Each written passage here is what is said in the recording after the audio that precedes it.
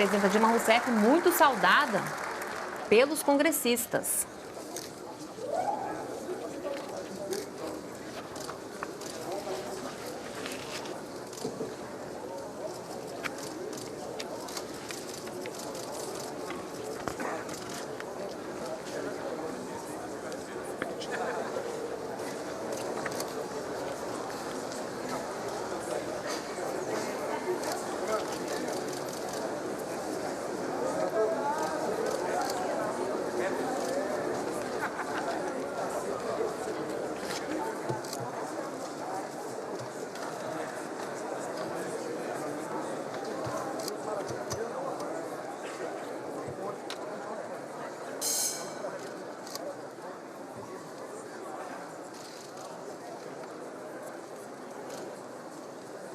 Declaro aberta a sessão solene do Congresso Nacional, destinada a receber o compromisso constitucional e dar posse à excelentíssima Presidenta da República, senhora Dilma Rousseff, e ao excelentíssimo Vice-Presidente da República, senhor Michel Temer.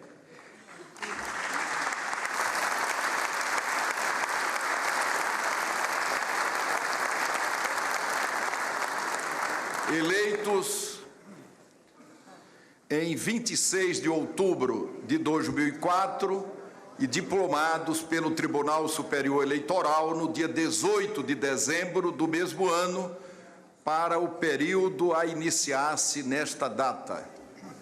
Suas Excelências encaminharam à mesa os diplomas que serão publicados na forma do regimento interno.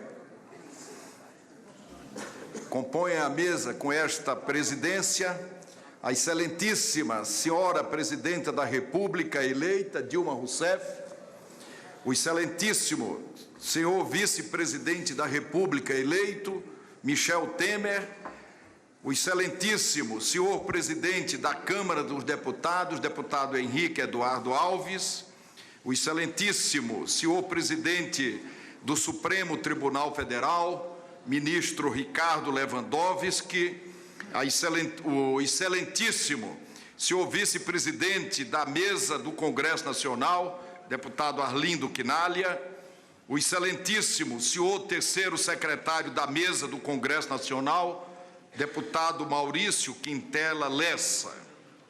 Solicito a todos que permaneçam em posição de respeito para cantarmos o hino nacional executado pela Banda de Fuzileiros Navais.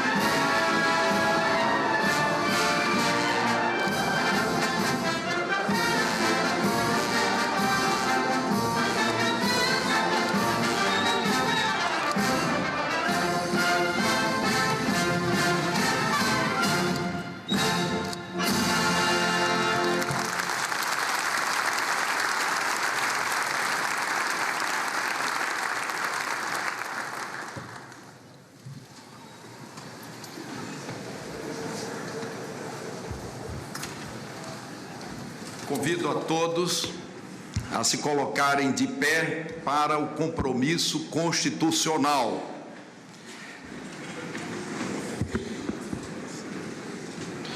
Convido a excelentíssima Presidenta da República, senhora Dilma Rousseff, a prestar o compromisso constitucional.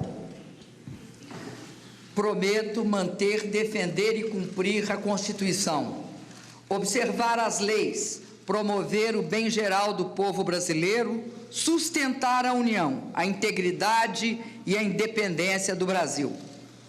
Assim prometo.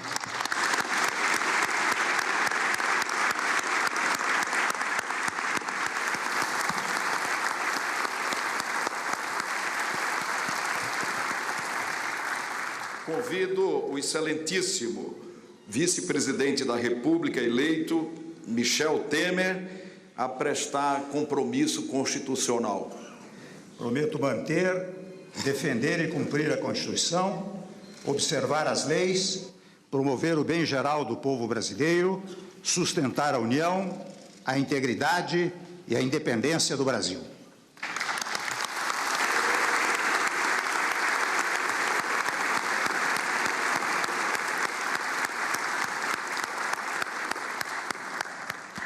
Com os poderes outorgados pela Constituição Federal, declaro empossados nos cargos de Presidenta e Vice-Presidente da República a excelentíssima senhora Dilma Rousseff e o excelentíssimo senhor Michel Temer, respectivamente para o período de 1º de janeiro de 2015 a 31 de dezembro de 2018.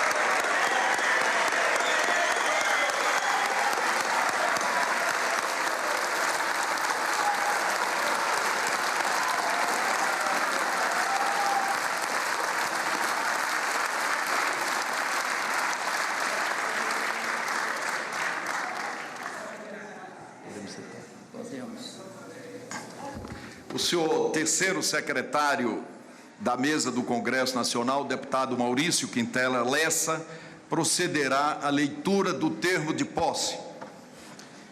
Termo de posse da excelentíssima senhora Dilma Rousseff e do excelentíssimo senhor Michel Temer nos cargos de Presidente e Vice-Presidente da República. Às 15 horas do dia 1º de janeiro de 2015, perante o Congresso Nacional reunido em sessão conjunta de suas casas, no plenário da Câmara dos Deputados, nessa cidade de Brasília, capital da República Federativa do Brasil, sob a direção da mesa do Congresso Nacional, presidida pelo senhor senador Renan Calheiros e secretariada pelo senhor terceiro secretário, deputado Maurício Quintela Lessa, integrando ainda a mesa o senhor presidente da Câmara dos Deputados, deputado Henrique Eduardo Alves, o senhor presidente do Supremo Tribunal Federal, ministro Ricardo Lewandowski, e o senhor primeiro vice-presidente do Congresso Nacional, deputado Arlindo Quinalha.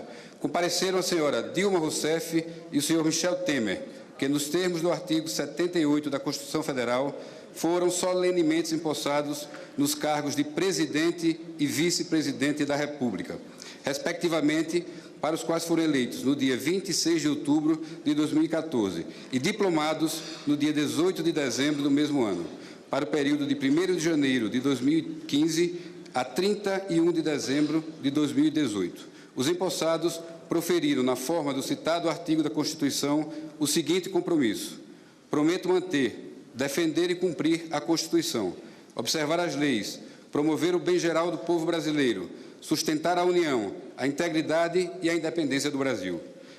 E, de conformidade com o disposto no artigo 65 do Regimento Comum do Congresso Nacional, Luiz Fernando Bandeira de Melo Filho, secretário-geral da Mesa do Senado Federal, lavrou o presente termo, que é assinado pelos empossados e pelos membros da mesa que dirigiu os trabalhos da sessão. O termo de posse será assinado pela excelentíssima senhora Presidenta da República.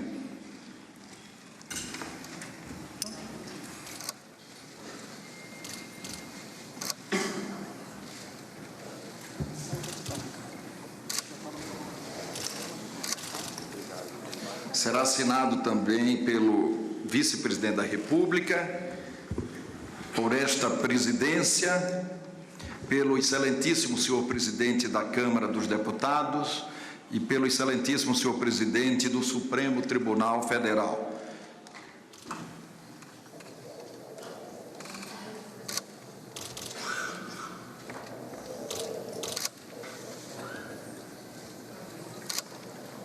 Pelo excelentíssimo primeiro vice-presidente do Congresso Nacional, deputado Arlindo Quinalha, e pelo terceiro secretário do Congresso Nacional.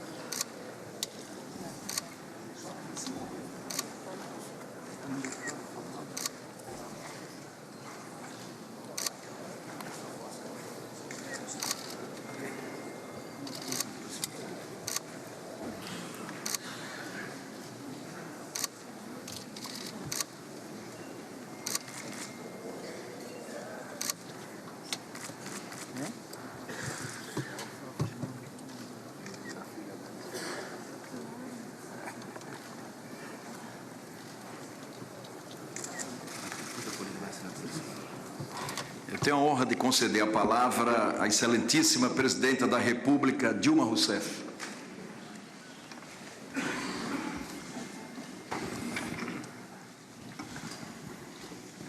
Senhoras e senhores, senhor presidente do Senado Federal, Renan Calheiros, não é necessário, obrigado. Não é necessário.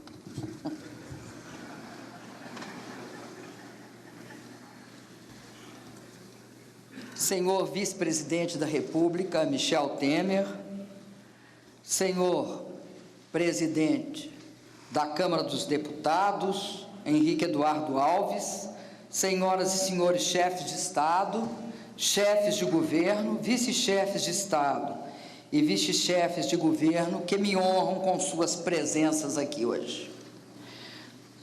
Senhor presidente do Supremo Tribunal Federal, ministro Ricardo Lewandowski. Senhoras e senhores chefes das missões estrangeiras e embaixadores acreditados junto ao meu governo. Senhoras e senhores ministros de Estado, senhoras e senhores governadores, senhoras e senhores senadores, senhoras e senhores deputados federais, senhoras e senhores representantes da imprensa, meus queridos brasileiros e brasileiras. Volto a esta casa com a alma cheia de alegria, de responsabilidade, de esperança. Sinto alegria por ter vencido os desafios e honrado o nome da mulher brasileira. O nome de milhões de mulheres guerreiras, mulheres anônimas, que voltam a ocupar, encarnadas na minha figura, o mais alto posto dessa nossa grande nação.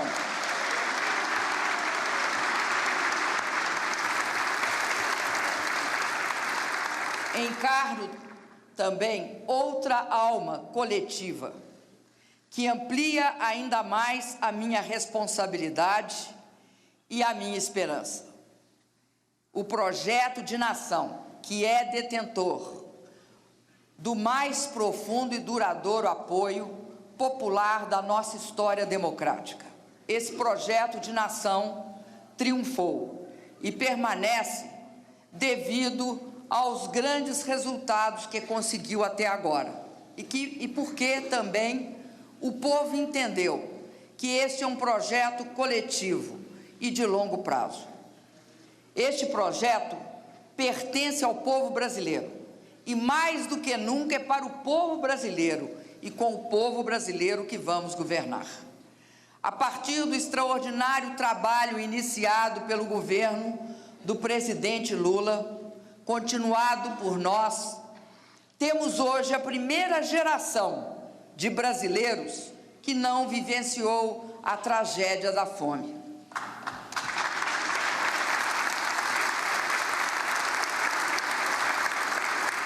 Resgatamos 36 milhões da extrema pobreza e 22 milhões apenas em meu primeiro governo.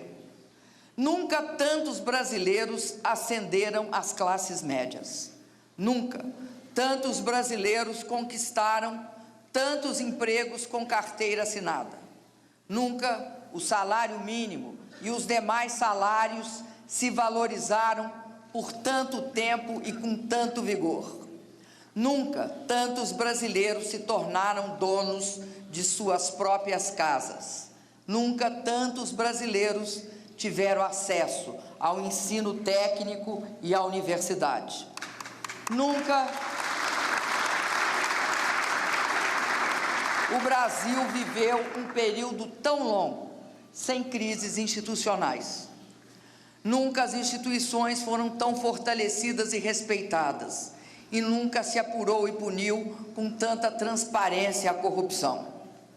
Em nossos governos, cumprimos o compromisso fundamental de oferecer a uma população enorme de excluídos, de pessoas excluídas, os direitos básicos que devem ser assegurados a qualquer cidadão.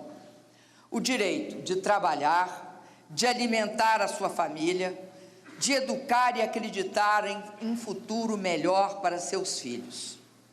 Isso, que era tanto para uma população que tinha tão pouco, tornou-se pouco para uma população que conheceu, enfim, governos que respeitam e que a respeitam e que realmente se esforçam para protegê-la. A população quis que ficássemos porque viu o resultado do nosso trabalho, compreendeu as limitações que o tempo nos impôs e concluiu que podemos fazer muito mais. O recado que o povo brasileiro nos mandou não foi só de reconhecimento e de confiança. Foi também um recado de quem quer mais e melhor. Por isso, a palavra mais repetida na campanha foi mudança e o tema mais invocado foi reforma. Por isso eu repito hoje, nessa solenidade de posse, perante as senhoras e os senhores. Fui reconduzida à presidência para continuar as grandes mudanças do país e não trairei este chamado. O povo brasileiro quer mudanças, quer avançar e quer mais. É isso que também eu quero. É isso que vou fazer com destemor, mas com humildade, contando com o apoio desta casa e com a força do povo brasileiro. Este ato de posse é, antes de tudo, uma cerimônia de reafirmação e ampliação de compromissos. É a inauguração de uma nova etapa nesse processo histórico de mudanças sociais no Brasil. Faço questão também de renovar nesta casa meu compromisso de defesa permanente e obstinada da Constituição, das leis, das liberdades individuais, dos direitos democráticos, da mais ampla liberdade de expressão e dos direitos humanos. Queridos brasileiros e brasileiras, em meu primeiro mandato, o Brasil alcançou um feito histórico. Superamos a extrema pobreza, mas, como eu disse, e sei que é a convicção e a expectativa de todos os brasileiros, o fim da miséria é apenas um começo. Agora é a hora de prosseguir com o nosso projeto de novos objetivos. É hora de melhorar o que está bom, corrigir o que é preciso e fazer o que o povo espera de nós. Sim, neste momento, ao invés de simplesmente garantir o mínimo necessário, como foi o caso ao longo da nossa história, temos agora que lutar para oferecer o máximo possível.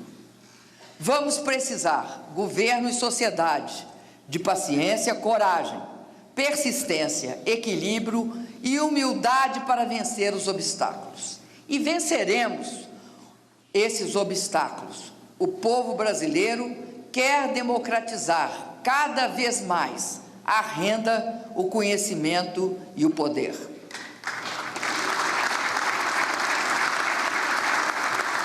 O povo brasileiro quer educação, saúde e segurança de mais qualidade. O povo brasileiro quer ainda mais transparência e mais combate a todos os tipos de crimes, especialmente a corrupção. E quer ainda que o braço forte da justiça alcance a todos de forma igualitária. Eu não tenho medo de encarar esses desafios, até porque sei que não vou enfrentá-los sozinha, não vou enfrentar esta luta sozinha. Sei que conto com o apoio dos senhores e das senhoras parlamentares, legítimos representantes do povo neste Congresso Nacional. Sei que conto com o apoio do meu querido vice-presidente Michel Temer, parceiro de todas as horas. Sei que conto com o esforço dos homens e mulheres do Judiciário. Sei que conto com forte apoio da minha base aliada, de cada liderança partidária de nossa base e com os ministros e as ministras que estarão, a partir de hoje, trabalhando ao meu lado pelo Brasil.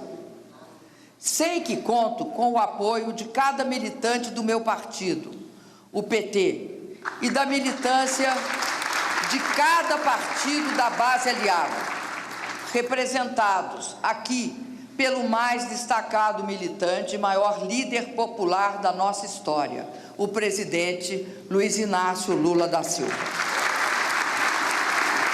Sei que conto com o apoio dos movimentos sociais e dos sindicatos, e sei o quanto estou disposta a mobilizar todo o povo brasileiro nesse esforço para uma nova arrancada do nosso querido Brasil.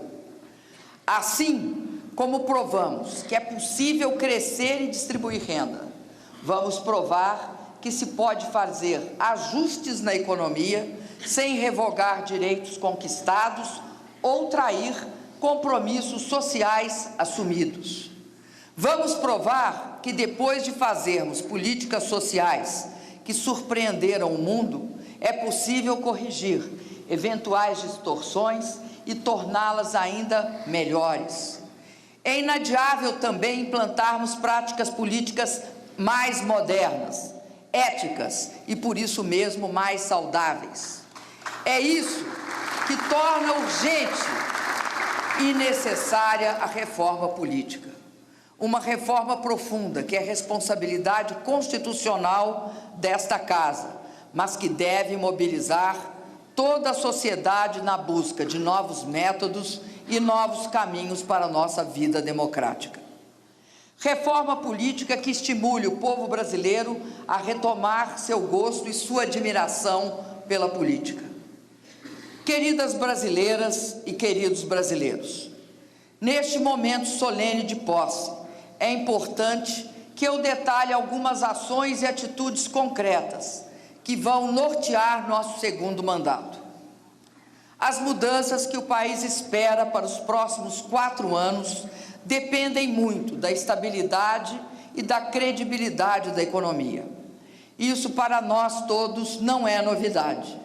Sempre orientei minhas ações pela convicção sobre o valor da estabilidade econômica, da centralidade do controle da inflação e do imperativo da disciplina fiscal, e a necessidade de conquistar e merecer a confiança dos trabalhadores e dos empresários.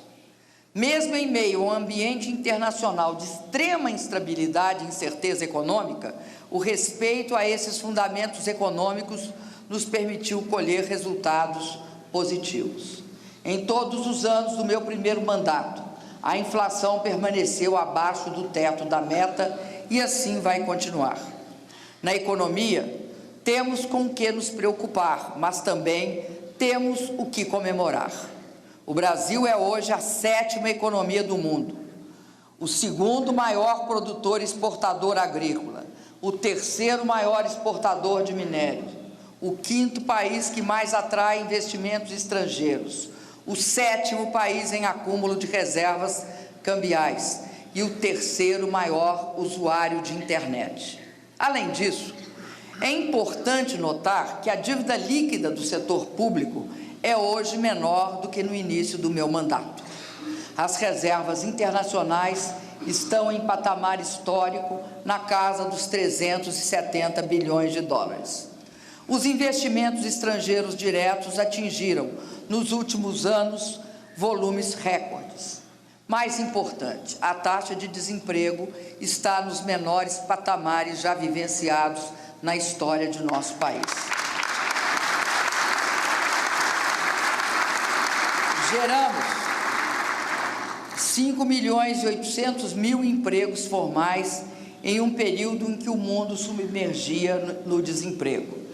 Porém, queremos avançar ainda mais e precisamos fazer mais e melhor. Por isso, no novo mandato, vamos criar, por meio de ação firme e sóbria na economia, um ambiente ainda mais favorável aos negócios, à atividade produtiva, ao investimento, à inovação, à competitividade e ao crescimento sustentável. Combateremos sem trégua a burocracia.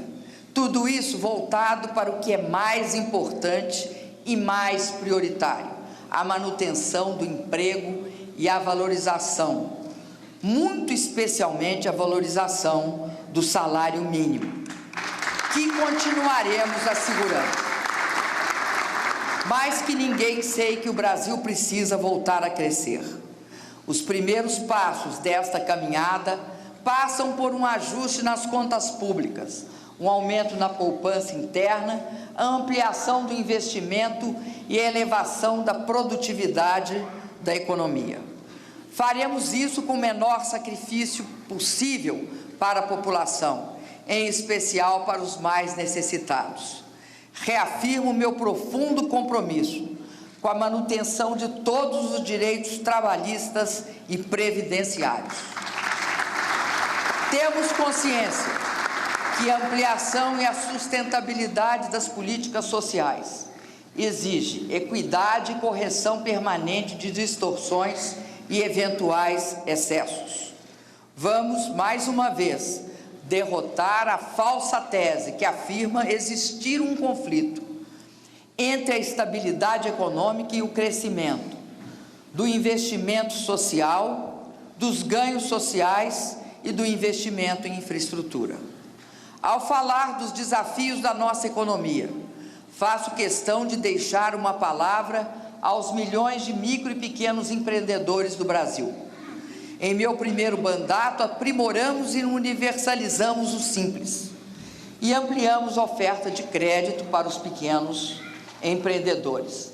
Quero, neste novo mandato, avançar ainda mais. Pretendo encaminhar ao Congresso Nacional um projeto de lei criando um mecanismo de transição entre as categorias do Simples e os demais regimes tributários. Vamos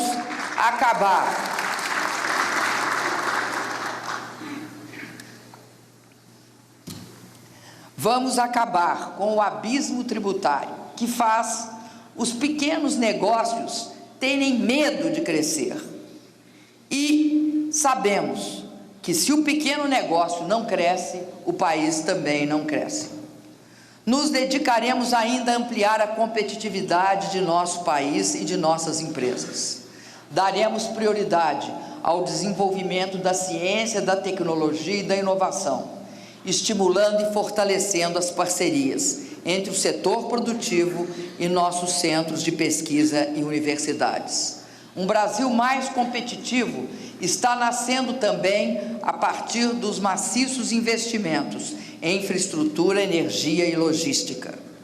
Desde 2007, foram 2 edições do Programa de Aceleração do Crescimento, o PAC 1 e o PAC 2, que totalizaram cerca de 1 trilhão e 600 bilhões de reais em investimentos em milhares de quilômetros de rodovia, ferrovia, em obras nos portos, nos terminais hidroviários e nos aeroportos, em expansão da geração e da rede de transmissão de energia, em obras de saneamento e ligações de energia do Luz para Todos.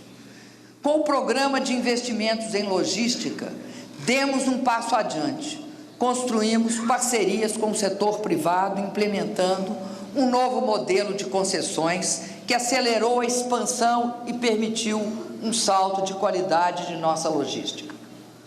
Asseguramos concessões de aeroportos, de milhares de quilômetros de rodovia e autorização para terminais privados nos portos.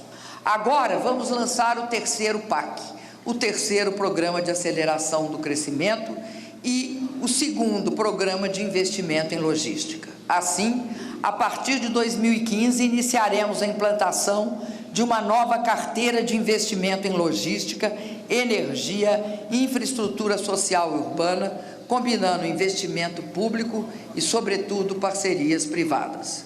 Vamos aprimorar os modelos de regulação do mercado, garantir que o mercado privado de crédito de longo prazo, por exemplo, se expanda. Garantir também que haja sustentação para os projetos de financiamento de grande vulto. Reafirmo ainda meu compromisso de apoiar estados e municípios na tão desejada expansão da infraestrutura de transporte coletivo em nossas cidades. Está em andamento, na realidade, uma carteira de 143 bilhões de reais em obras de mobilidade urbana por todo o Brasil. Assinalo que neste novo mandato daremos especial atenção à infraestrutura que vai nos conduzir ao Brasil do futuro, a rede de internet em banda larga. Em 2014, em um esforço conjunto com este Congresso Nacional, demos ao Brasil uma das legislações mais modernas do mundo na área da internet, o Marco Civil da Internet. Reitero aqui meu compromisso de, nos próximos 4 anos, promover a universalização do acesso a um serviço de internet em banda larga, barato, rápido e seguro. Quero reafirmar ainda o compromisso de continuar reduzindo os desequilíbrios regionais, impulsionando políticas transversais e projetos estruturantes, especialmente no Nordeste e na região da Amazônia. Foi decisivo mitigar o impacto dessa prolongada seca no semiárido nordestino. Mas mais importante será a conclusão da nova e transformadora infraestrutura de recursos hídricos, perenizando mais de 1.000 quilômetros de rios, combinada com importante investimento social em mais de 1 milhão de cisternas. Senhoras e senhores, gostaria agora de anunciar o novo lema do meu governo. Ele é simples, é direto e é mobilizador. Reflete com clareza qual será a nossa grande prioridade e sinaliza para qual setor deve convergir o esforço de todas as áreas do governo. Nosso lema será Brasil, Pátria Educadora. Trata-se de lema com duplo significado.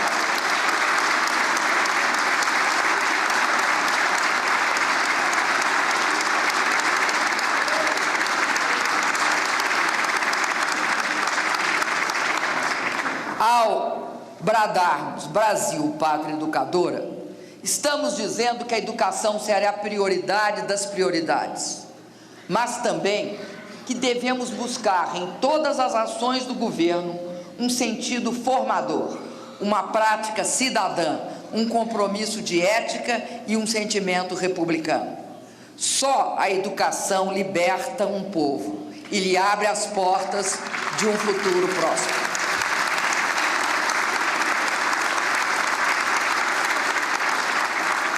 Democratizar o conhecimento significa universalizar o acesso a um ensino de qualidade em todos os níveis, da creche à pós-graduação.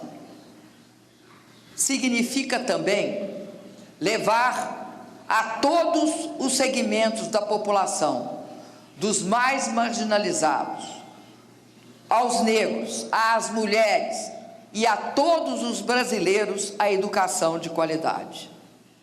Ao longo deste novo mandato, a educação começará a receber volumes mais expressivos de recursos, oriundos dos royalties do petróleo e do Fundo Social do Pré-Sal. Assim, à nossa determinação política se somarão mais recursos e mais investimentos. Vamos continuar expandindo o acesso às creches e pré-escolas, garantindo para todos o cumprimento da meta de universalizar até 2016 o acesso de todas as crianças de 4 e 5 anos à pré-escola. Daremos sequência à implantação da alfabetização na idade certa e da educação em tempo integral, condição para que a nossa ênfase no ensino médio seja efetiva, porque através dela buscaremos, em parceria com os estados, efetivar mudanças curriculares e aprimorar a formação dos professores. Sabemos que essa é uma área frágil no nosso sistema educacional. O Pronatec oferecerá até 2018 12 milhões de vagas para que nossos jovens trabalhadores e trabalhadoras tenham mais oportunidades de conquistar melhores empregos e possam contribuir ainda mais para o aumento da competitividade da economia brasileira. Darei especial atenção ao Pronatec Jovem Aprendiz, que permitirá às micro e pequenas empresas contratarem um jovem para atuar em seu estabelecimento. Vamos continuar apoiando nossas universidades e estimulando sua aproximação com os setores mais dinâmicos da nossa economia e da nossa sociedade. O Ciências Sem Fronteiras vai continuar garantindo bolsas de estudos nas melhores universidades do mundo para 100 mil jovens brasileiros. Queridas e queridos brasileiros e brasileiras, o Brasil vai continuar como país líder no mundo em políticas sociais transformadoras. Aos beneficiários do Bolsa Família, continuaremos assegurando o acesso às políticas sociais e a novas oportunidades de renda. Destaque será dado à formação profissional dos beneficiários adultos e à educação das crianças e dos jovens. Com a terceira fase do Minha Casa Minha Vida, contrataremos mais 3 milhões de novas moradias, que se somam aos 2 milhões de moradias entregues até 2014 e às 1.750.000 moradias que estão em construção e que serão entregues nesse segundo mandato.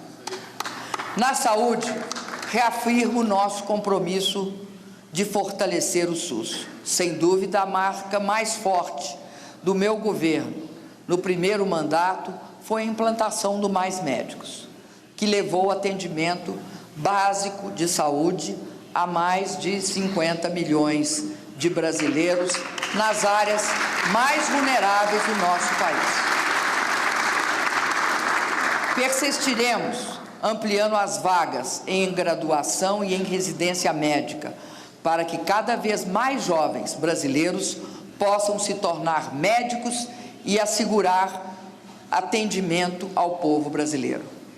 Nesse segundo mandato, vou implantar mais especialidades para garantir o acesso resolutivo e em tempo oportuno aos pacientes que necessitem de consulta com especialista, exame e os respectivos procedimentos. Assumo com todas as brasileiras e brasileiros o compromisso de redobrar nossos esforços para mudar o quadro da segurança pública em nosso país. Instalaremos centros de comando e controle em todas as capitais, ampliando a capacidade de ação de nossas polícias e a integração dos órgãos de inteligência e das forças de segurança pública.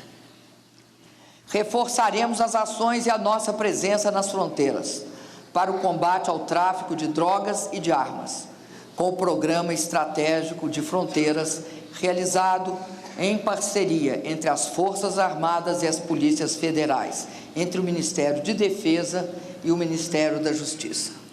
Vou, sobretudo, propor ao Congresso Nacional alterar a Constituição Federal para tratar a segurança pública como atividade comum de todos os entes federados, permitindo à União estabelecer diretrizes e normas gerais válidas para todo o território nacional para induzir políticas uniformes no país e disseminar a adoção de boas práticas na área policial.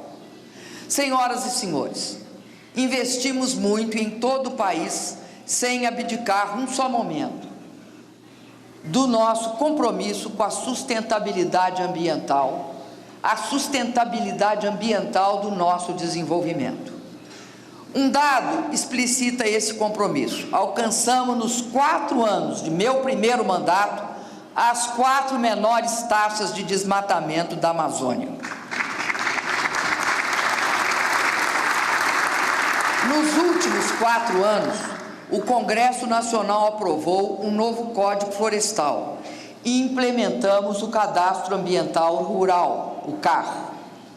Vamos aprofundar a modernização de nossa legislação ambiental e, já a partir desse ano, nos engajaremos fortemente nas negociações climáticas internacionais, para que nossos interesses sejam contemplados no processo de estabelecimento dos parâmetros globais de redução de emissões.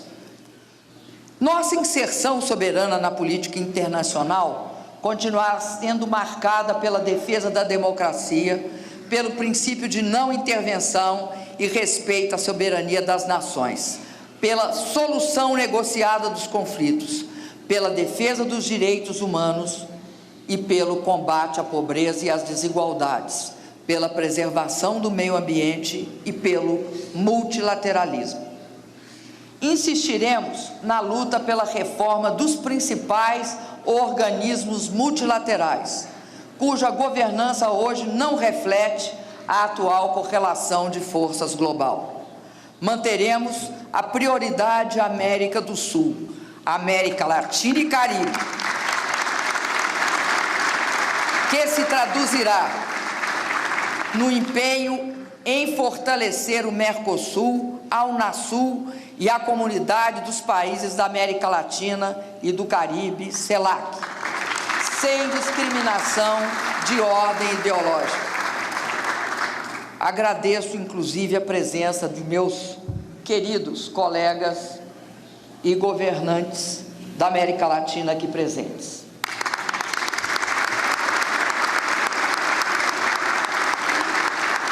Da mesma forma, será dada ênfase a nossas relações com a África, com os países asiáticos e com o mundo árabe.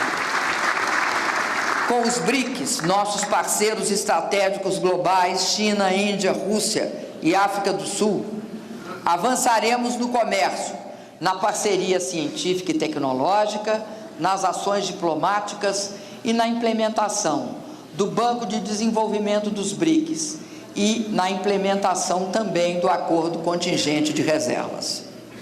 É de grande relevância aprimorarmos nosso relacionamento com os Estados Unidos por sua importância econômica, política, científica e tecnológica, sem falar no volume de nosso comércio bilateral. O mesmo é válido para nossas relações com a União Europeia e com o Japão, com os quais temos laços fecundos. Em 2016, os olhos do mundo estarão mais uma vez voltados para o Brasil, com a realização das Olimpíadas. Temos certeza que, mais uma vez, como aconteceu na Copa, vamos mostrar a capacidade de organização do Brasil e agora, numa das mais belas cidades do mundo, o nosso Rio de Janeiro.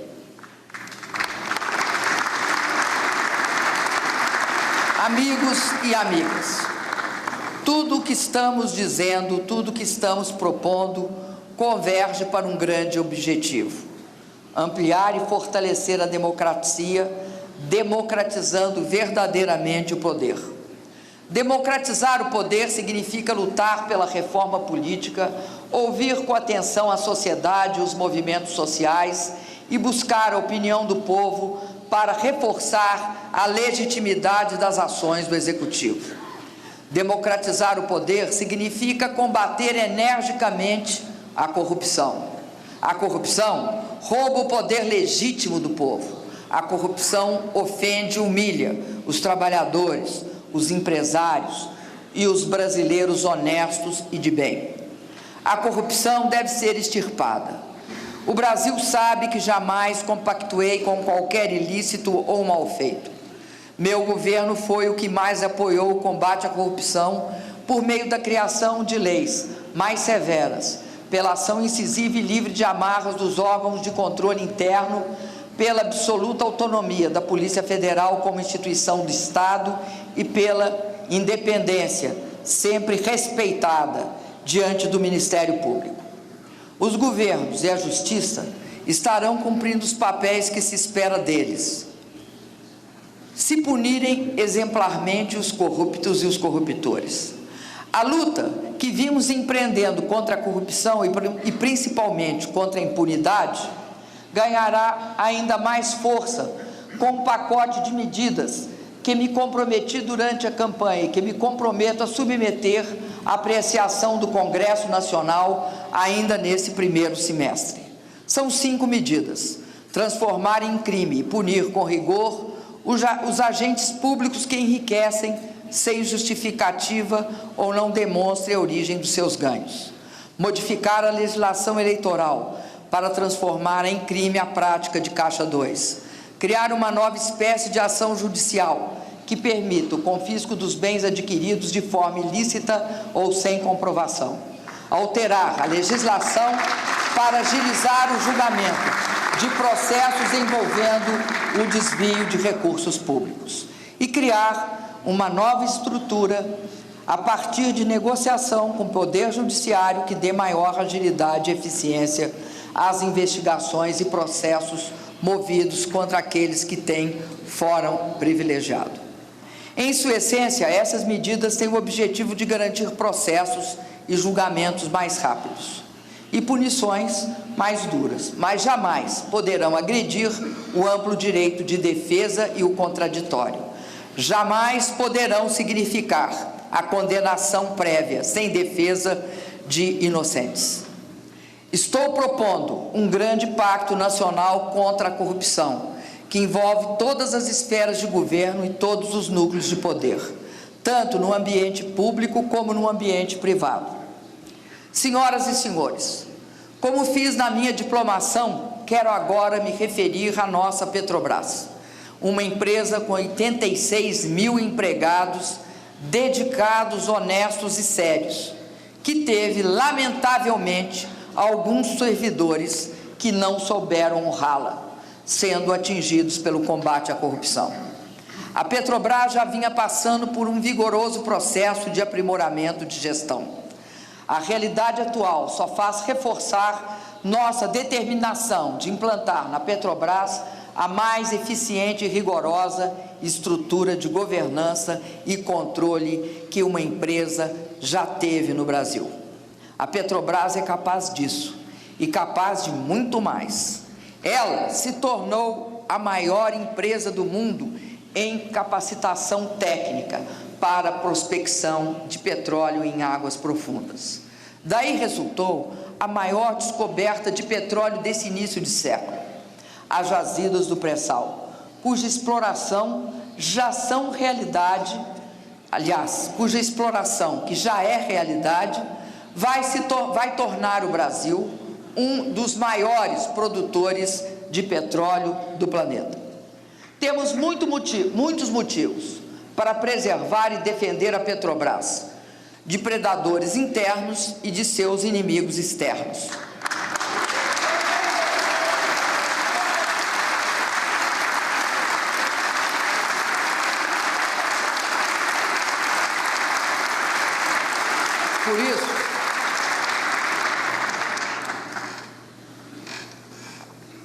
Por isso, vamos apurar com rigor tudo de errado que foi feito e fortalecê-la cada vez mais.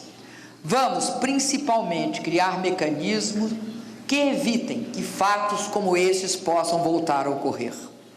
O saudável empenho da Justiça de investigar e punir deve também nos permitir reconhecer que a Petrobras é a empresa mais estratégica para o Brasil e a que mais contrata e investe no país. Temos, assim, que saber apurar e saber punir, sem enfraquecer a Petrobras, nem diminuir a sua importância para o presente e para o futuro. Não podemos permitir que a Petrobras seja alvo de um cerco especulativo, de interesses contrariados com a adoção do regime de partilha e da política de conteúdo nacional.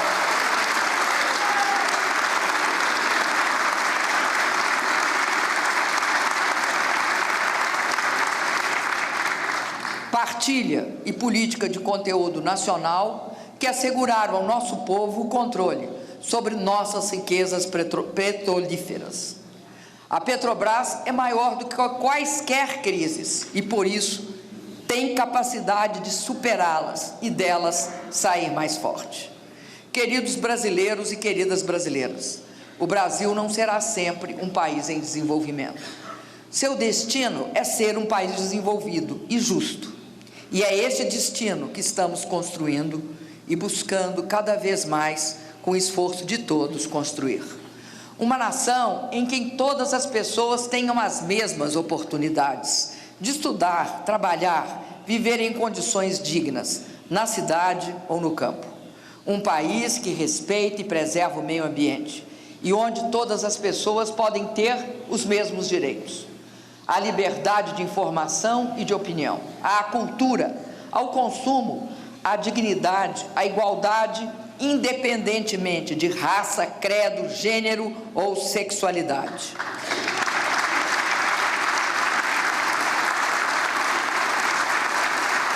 Dedicarei obstinadamente todos os meus esforços para levar o Brasil a iniciar um novo ciclo histórico de mudanças, de oportunidades e de prosperidade, alicerçado no fortalecimento de uma política econômica estável, sólida, intolerante com a inflação e que nos leve a retomar uma fase de crescimento robusto e sustentável, com mais qualidade nos serviços públicos.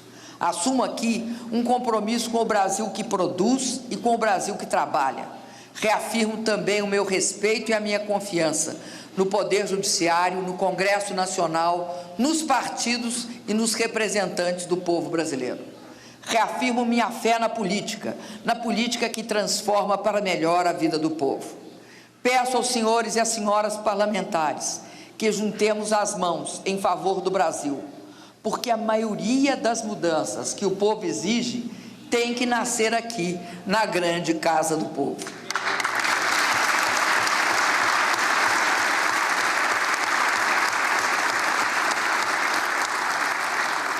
Meus amigos e minhas amigas, já estive algumas vezes um pouco perto da morte, e dessas situações saí uma pessoa melhor e mais forte. Sou ex-opositora de um regime de força que provocou em mim dor e me deixou cicatrizes, mas não tenho nenhum revanchismo. Mas este processo jamais destruiu em mim o sonho de viver num país democrático e a vontade de lutar e de construir este país cada vez melhor. Por isso,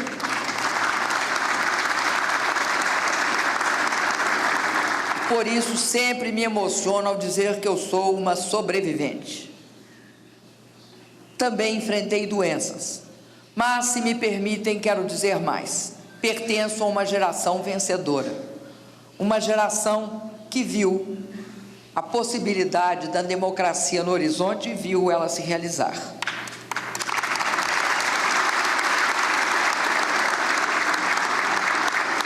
Essas duas características, elas me aproximam do povo brasileiro. Ele também é um sobrevivente e um vitorioso, que jamais abdica dos seus sonhos. Luta para realizá-los. Deus colocou em meu peito um coração cheio de amor pela minha pátria. Antes de tudo, o que a música cantava, um coração valente. Não é que a gente não tem medo de nada, a gente controla o medo. Um coração que dispara no peito com a energia do amor, do sonho e, sobretudo, com a possibilidade de construir um Brasil desenvolvido. Eu não tenho medo de proclamar para vocês: nós vamos vencer todas as dificuldades, porque temos a chave para vencê-las. Vencer todas as dificuldades. Essa chave pode ser resumida num verso, e esse verso tem, de uma certa forma, sabor de uma oração, que diz o seguinte: o impossível se faz já, só os milagres ficam para depois. Muito obrigado. Viva o Brasil e viva o povo brasileiro.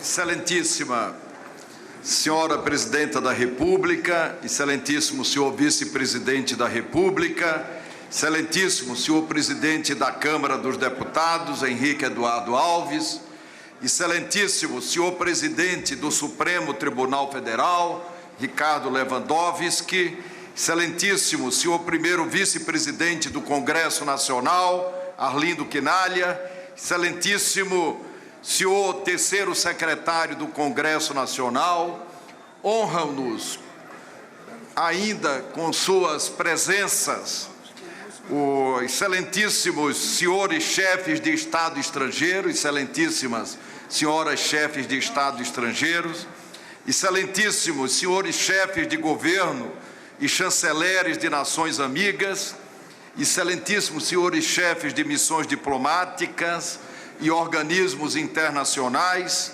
excelentíssimo senhor Procurador-Geral da República, excelentíssimo senhores ministros dos tribunais superiores, excelentíssimos senhores governadores de Estado, excelentíssimos e excelentíssimas ministros de Estado do Poder Executivo, excelentíssimos senhores senadores, senhoras senadoras, senhores deputados federais, senhoras deputadas federais, familiares dos empossados, senhoras e senhores, mais uma vez, o Brasil, representado neste plenário por mulheres e homens públicos escolhidos livremente pela soberania do voto popular, pode celebrar outro avanço da democracia, a posse de uma presidenta eleita pela maioria do nosso povo. O processo eleitoral de 2014, um dos mais disputados desde a redemocratização, deve ser celebrado como um período de enorme participação.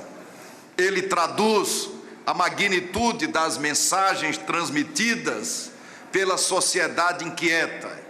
Este pleito, apenas o 7º após resgatarmos o voto direto, está circunscrito em um processo histórico-social e precisa ser ponderado sobre as perspectivas dos recados bradados nas ruas. Nossa democracia, presidente Dilma Rousseff, foi forjada por muitos, mas devemos e sempre deveremos uma referência especial ao presidente José Sarney, que com as mãos firmes e altivez fez a transição democrática no Brasil. As palavras são nossos grilhões, devemos fidelidade a elas e a sociedade está cada vez mais atenta para fiscalizar as propostas e compromissos empenhados na praça pública. Em uma sociedade ávida por participação e mudanças, estamos obrigados a dar as respostas exigidas por nossa gente. As palavras não são suficientes nos dias atuais. Cada vez mais nossas atitudes são mais observadas e ganham relevo.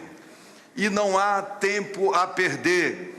A revolução tecnológica incluiu na cultura das civilizações modernas a interatividade, velocidade nas respostas e instantaneidade na solução de problemas.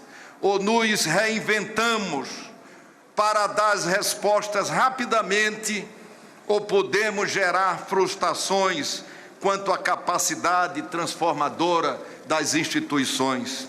Exatamente porque na política o tempo dissipado tem um custo altíssimo.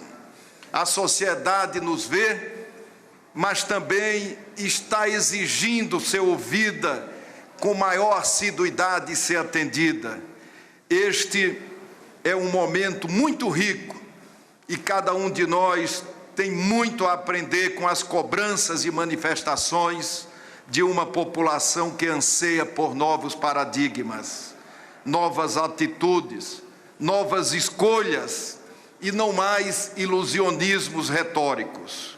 Como bem disse o padre Vieira, para falar ao vento bastam as palavras, para falar ao coração são necessárias obras. A difícil missão que o Brasil tem diante de si requer determinação, paciência e perseverança, virtudes transformadoras da realidade. Mas o que nos consola, presidente Dilma Rousseff, é que os grandes navegadores se revelam na coragem de enfrentar os temporais e mares revoltos. E essa confiança Vossa Excelência soube conquistar.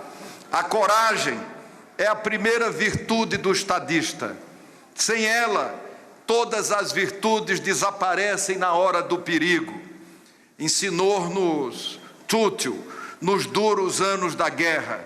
E a coragem, presidente Dilma Rousseff, nada mais é do que aquela força indomável que elimina tudo, inclusive o temor. O Brasil, senhora presidenta, pede reformas e a mais premente de todas, oportunamente citada por Vossa Excelência, se arrasta no Parlamento há exatos 12 anos. São necessárias mudanças orgânicas do nosso sistema político, eleitoral e partidário, para torná-lo moderno, funcional, eficiente e transparente. A reforma política, longe de envelhecer, depois de mofar nos nossos escaninhos, é imperiosa pelo alerta da pulverização, já que a partir de agora contaremos com 32 partidos no Brasil e 28 legendas representadas no Congresso Nacional. Temos obrigação de fazê-la. Ela não pode seguir sendo uma unanimidade estática, onde todos são favoráveis, mas não avança 1 milímetro sequer. Por sua complexidade e por se tratar de uma prerrogativa do Legislativo, é recomendável que o Congresso Nacional faça reforma, até porque pagará um preço alto se não a fizer e a submetamos a um referendo popular, como fizemos na venda de armas. As consultas populares não debilitam a democracia representativa, a complementa. É imperativo que na busca do bem comum ousemos fiscalizar, legislar e apontar caminhos seguros para o desenvolvimento são nossas atribuições do governo e da oposição.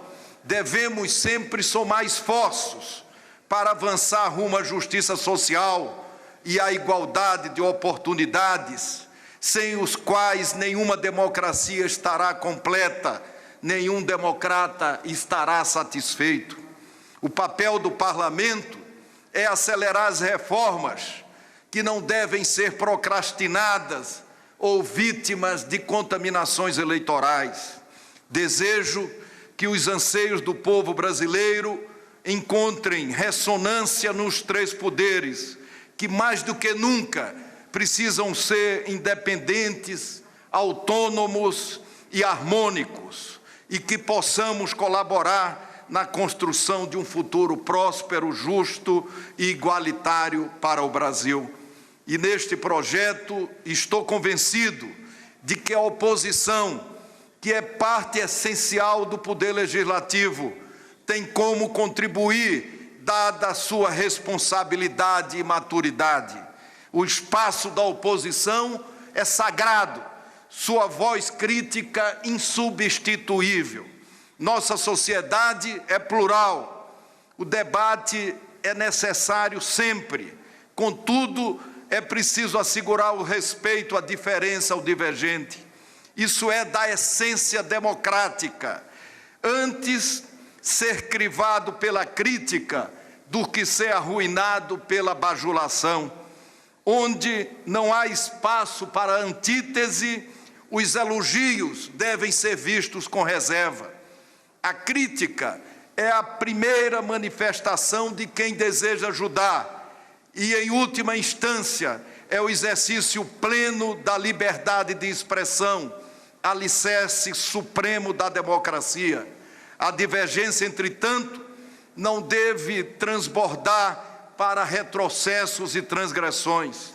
Não será, presidente Dilma Rousseff, por omissão, inércia ou inação do Congresso Nacional que o Brasil deixará de avançar. Aqui no Congresso Nacional, os interesses do país estarão, como sempre, acima de eventuais divergências ideológicas, doutrinárias ou partidárias. O Brasil e Vossa Excelência podem contar conosco. Desejo a todos os brasileiros e brasileiras um 2015 cheio de realizações e com muita prosperidade. Agradeço mais uma vez a presença dos senhores chefes de Estado, chefes de governo e representantes de países amigos, das autoridades diplomáticas, eclesiásticas, civis e militares, bem como dos senhores ilustres convidados. Declaro encerrada a sessão. Muito obrigado a todos.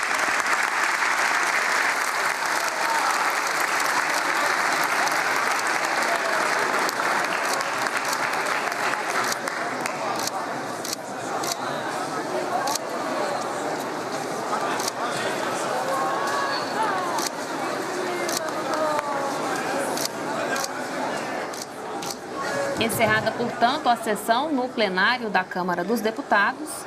A presidenta Dilma Rousseff, que fez o primeiro discurso, que durou mais ou menos 40 minutos. Ela destacou os avanços na área social, lembrou que já existe a primeira geração de brasileiros que não vivenciou a tragédia da fome. 36 milhões de pessoas saíram da pobreza, 22 milhões só no governo dela. A presidenta também detalhou as ações concretas para o próximo governo. Por exemplo, o lançamento do PAC 3, terceira etapa do Programa de Aceleração do Crescimento, e também o segundo programa de investimento em logística. São ações concretas que vão depender da estabilidade da economia. Um discurso forte, assumindo compromissos perante a sociedade, perante os parlamentares, mas um discurso conciliatório, né? Várias vezes a presidenta, mais de uma vez, ela citou meus amigos e minhas amigas, chamou os presentes de meus amigos e minhas amigas, né? E no momento ela fez uma citação: juntemos as mãos em favor do Brasil. Quer dizer, pedindo a colaboração dos parlamentares, né? Bom, neste momento, então, a presidenta Dilma Rousseff está se deslocando para o gabinete do presidente do Congresso, Renan Calheiros. Eles vão ficar lá um pouquinho para dar tempo para que as autoridades nacionais e estrangeiras que estão participando da posse no Congresso possam se deslocar para o Palácio do Planalto para esperar Dilma Rousseff e Temer lá. No momento que a presidenta Dilma Rousseff deixar o plenário da Câmara dos Deputados em direção ao Palácio do Planalto, ela já estará oficialmente empossada no cargo de presidente da República, o que aconteceu nesta solenidade, né? Neste momento aí no Congresso Nacional. Presidenta Dilma Rousseff, portanto, passando neste momento pelo Salão Verde da Câmara dos Deputados, acompanhada aí do presidente do Congresso, o senador Renan Calheiros, acompanhada aí de parlamentares. Retomando um pouquinho aqui ao discurso, Luciano, em relação à questão econômica, ela disse que vai haver ajustes na economia, mas sem sacrificar as conquistas sociais e também sem prejudicar a população mais carente. E ela convocou o Congresso, enfim, chamou o Congresso para ajudá-la nessa tarefa. Ela disse que conta com o apoio do Congresso para continuar com as grandes mudanças e os desafios do Brasil. No seu discurso, a presidenta também convocou um pacto nacional contra a corrupção, no ambiente público e também no ambiente privado. E ela até anunciou medidas, Luciano, por exemplo, transformar em crime e punir com rigor agentes públicos envolvidos em corrupção, irregularidades, desvio de recursos públicos. A presidenta citou a continuação de diversos programas, citou o sucesso de alguns programas do seu mandato, como o Minha Casa Minha Vida, o Mais Médicos, e fez referência à sua própria reeleição, né, quando a população, então, estaria endossando esses programas como positivos para a sociedade brasileira e que gostariam que continuasse. E ela também anunciou um novo lema do governo: Brasil, Pátria Educadora.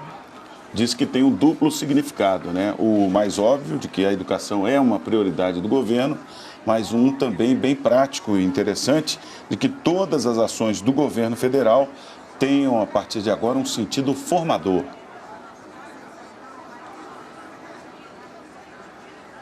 Bom, agora a gente vai rever aí a imagem da presidenta Dilma Rousseff entrando no Rolls Royce presidencial. Imagens feitas aí pela nossa equipe. Esse aí justamente, Luciano, o início, né, da cerimônia de posse, quando a presidenta desfila em carro aberto no Rolls Royce presidencial, acenando para a população, que compareceu em peso à esplanada neste dia bonito, ensolarado de Brasília. Dia histórico para o país em que, pela primeira vez, uma mulher é reeleita e reconduzida ao cargo mais importante do Brasil.